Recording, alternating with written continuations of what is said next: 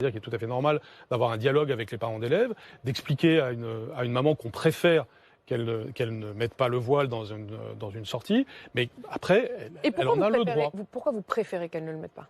Mais parce que le voile en soi n'est pas souhaitable dans notre société, tout simplement. C'est pas quelque chose à encourager, c'est pas quelque chose d'interdit, mais c'est pas non plus quelque chose à encourager. Ce que ça dit sur la condition féminine, ce que ça dit n'est pas conforme à nos valeurs, tout simplement. Après, ça veut pas dire que c'est interdit. C'est vrai qu'on voit parfois des petits garçons qui refusent de tenir la main d'une petite fille. C'est évidemment pas acceptable dans l'école de la République, et donc normalement, la solution à ce problème est relativement simple et rapide, mais si elle débouche sur un problème plus grave, on le signale. Les équipes laïcité des rectorats sont venues 250 fois dans les établissements pour aider les équipes à affronter des problèmes de ce type. Et donc, quel problème ?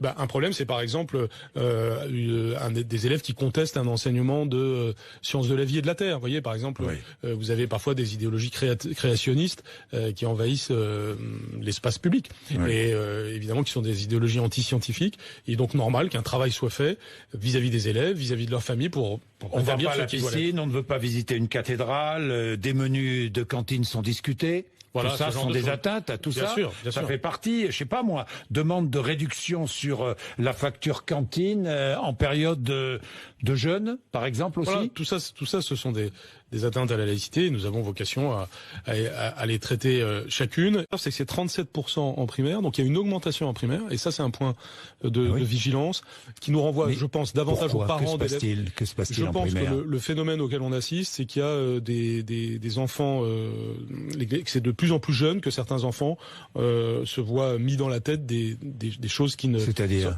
par exemple, des choses parfois qui peuvent paraître folles. Ne pas s'asseoir sur une chaise rouge parce que le rouge serait la couleur du diable. Vous voyez, des choses de ce genre. Non, mais oui, mais il y a aussi... donc vous avez des attitudes. Ne pas tenir la main qu'un petit garçon ne tienne pas la main d'une petite fille. Ce genre de choses. Ça existe. L'instruction obligatoire à 3 ans, ça signifie qu'on veut que tous les enfants aillent à l'école maternelle. Aujourd'hui, il y a plus de petites filles que de petits garçons qui ne vont pas à l'école maternelle pour des raisons sociétales. Et puis, appelons un chat un chat. Le fondamentalisme islamiste dans certains territoires a fait que certaines petites filles vont à l'école le plus tard possible ou avec une assiduité plus faible. Donc, c'est aussi ce genre de phénomène que nous prenons à bras le corps.